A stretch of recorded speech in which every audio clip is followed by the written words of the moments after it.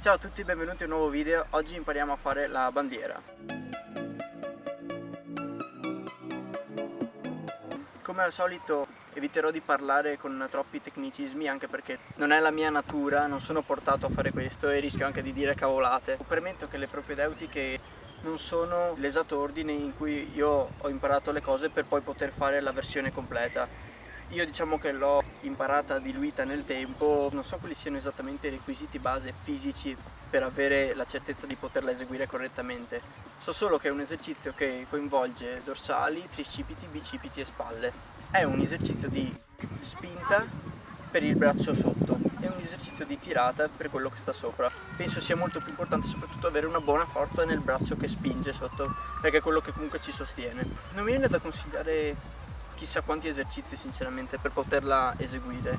Comunque nel mio percorso ho fatto prove di bandiera in negativo, cioè partendo dall'alto e discendendo, e sicuramente ho fatto qualche prova anche con il blocco articolare e con il corpo non parallelo al terreno ma con più o meno questa angolazione, dando praticamente dei colpi per cercare di sentire la posizione.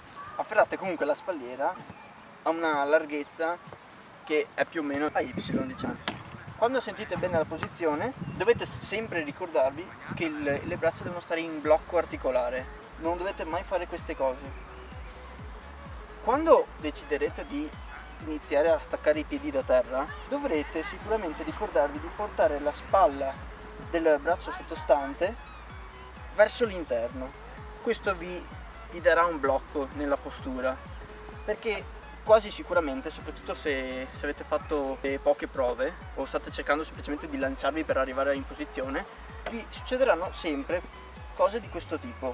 Voi partite e vado indietro, oppure al contrario, magari fate così, date il colpo e partite avanti. Questo è un problema che capiterà qui in spalliera in maniera media. Al palo, quando passerete a provarla al palo, sarà ancora più difficile stare fermi. Non è tanto importante che voi andiate già in posizione, ma che voi abbiate la base giusta. E cioè ricordatevi sempre braccia in blocco, quindi anche quando decidete di dare un calcio ricordatevi di non fare questo, cioè di non partire e piegare il braccio. Vi dovrebbe essere d'aiuto per partire da una posizione corretta per poi sviluppare una posizione finale ancora corretta. Se trovate questa posizione di base già troppo difficile, potete allenarla tenendo il piede più vicino alla spalliera ancora attaccato a terra. Poi magari sollevate sempre di più il piede mantenendo sempre il braccio in blocco. Passiamo alle sospensioni. Datevi degli slanci partendo sempre dalla stessa posizione e usate la gamba esterna per calciare verso l'alto e portarvi a una posizione che deciderete voi, che può essere intermedia o ad altezza massima. Se lo portate ad altezza massima, allora partirete ad allenare le negative, cioè partendo dall'alto cercherete di scendere il più lentamente possibile fino a terra, in questo modo.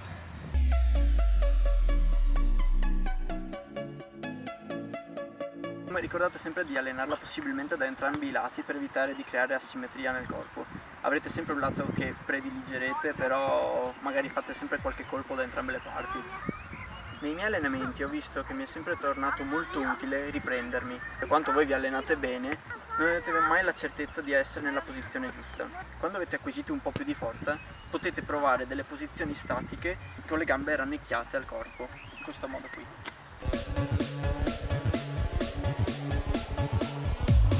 Beh, ora vediamo la versione finale della Human Flag.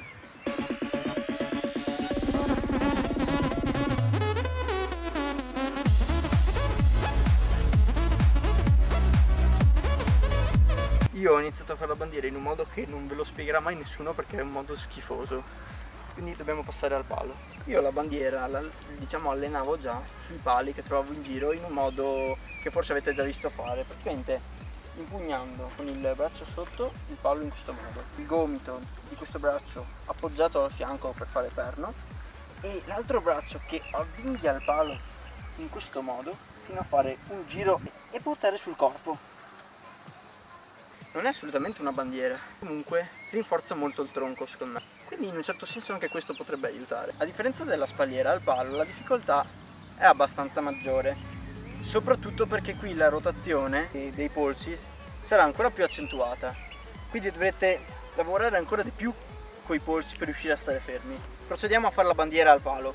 Molto importante da ricordare che la posizione corretta della mano, la superiore, è palmo rivolto verso l'esterno.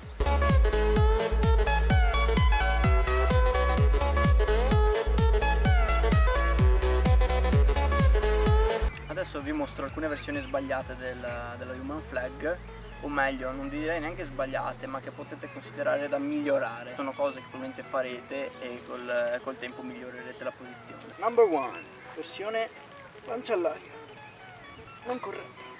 La pancia non deve stare all'aria. Numero 2, gambe troppo in alto. Troppo in alto. Errore numero 3, gambe troppo basse.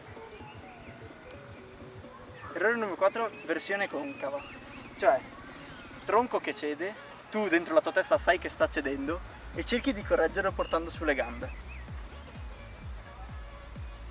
Errore number 5, braccia piegate, oppure braccio piegato superiore. Cosa si fa braccio piegato superiore? Prossimamente spero di fare altri tutorial, mettere altri video e sì, abbiamo vari problemi perché io non è che abbia molte location per fare questi video. Sono sempre pieni di bocchioni, di gente che urla, che strilla, quindi è sempre un problema. Se per caso vi avanza una sbarra a casa, magari i prossimi video li faccio da voi perché io sono un po' privo di mezzi, no, non era la parola che volevo, di mezzi.